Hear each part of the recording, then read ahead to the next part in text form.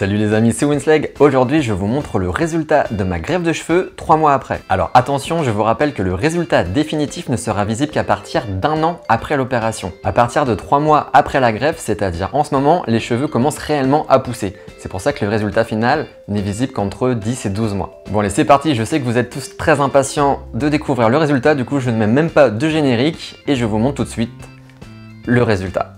Voilà ce que ça donne 3 mois après la greffe. Pour bien vous rappeler comment j'étais avant, je vous mets une photo. Ça vous permet de pouvoir bien comparer la différence au niveau de la ligne frontale.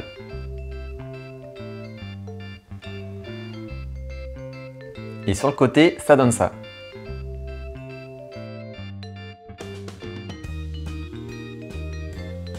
Alors je sais que le résultat définitif ne sera visible qu'au bout d'1 an, mais je suis d'ores et déjà très content du résultat au bout de seulement 3 mois.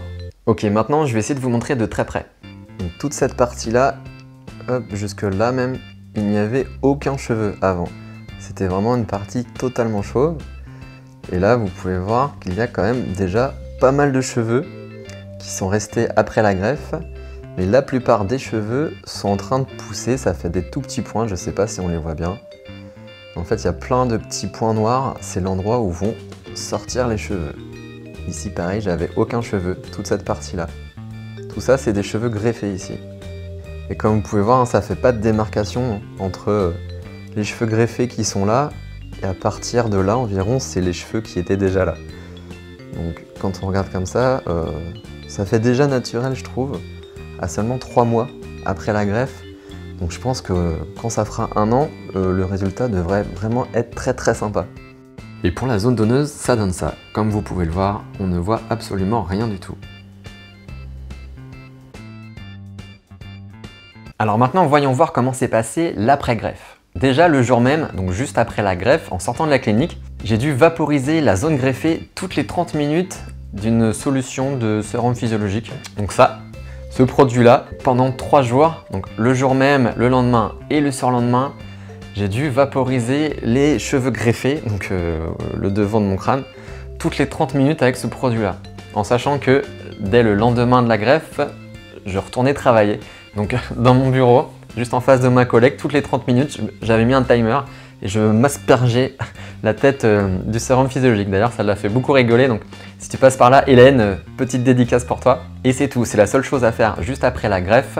En rentrant le soir, j'ai juste pris un Doliprane parce que ça me tirait un petit peu quand même au niveau de la zone greffée. Le lendemain, il faut bien continuer de vaporiser la zone greffée avec ce fameux spray toutes les 30 minutes jusqu'au soir, jusqu'à l'heure d'aller se coucher. On peut retirer le pansement qu'on a au niveau de la zone donneuse. Pour ça, je l'ai bien humidifié avec le sérum Phi et je l'ai retiré tout doucement pour éviter de tirer dessus. Ensuite, j'ai réalisé un shampoing uniquement de la zone donneuse.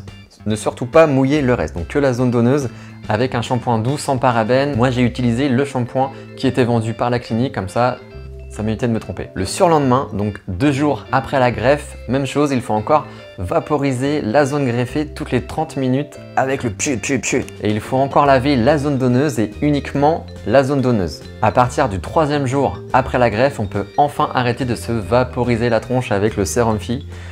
Ouf! Et on peut enfin se laver le cuir chevelu pour la première fois. Donc c'est un peu flippant parce qu'on a peur d'enlever les greffons ou d'abîmer la greffe, mais c'est très important de le faire. Donc pour réaliser ce shampoing, il faut toujours un shampoing doux, sans parabènes, sans alcool et au pH neutre. Et il faut laver du bout des doigts, surtout pas des ongles, mais uniquement de la pulpe des doigts, en effleurant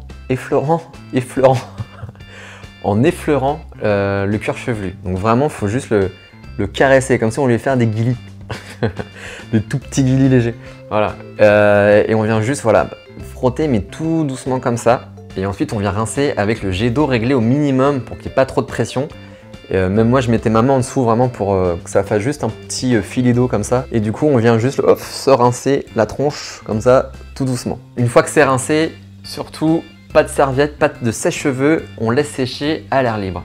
Le but du jeu, c'est que pendant les 10 jours qui suivent ce premier shampoing, on augmente la pression très légèrement de plus en plus. Si le 10e jour, il reste encore quelques croûtes, il suffit de bien laisser poser la mousse du shampoing pour les ramollir, frotter un peu plus fort et elles partent. Moi, au 10e jour, je n'avais plus aucune croûte dans la tête.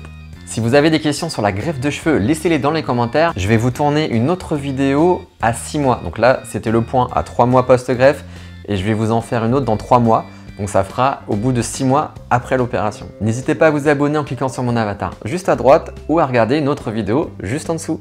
À mercredi prochain pour un nouveau tuto les amis. Tchou!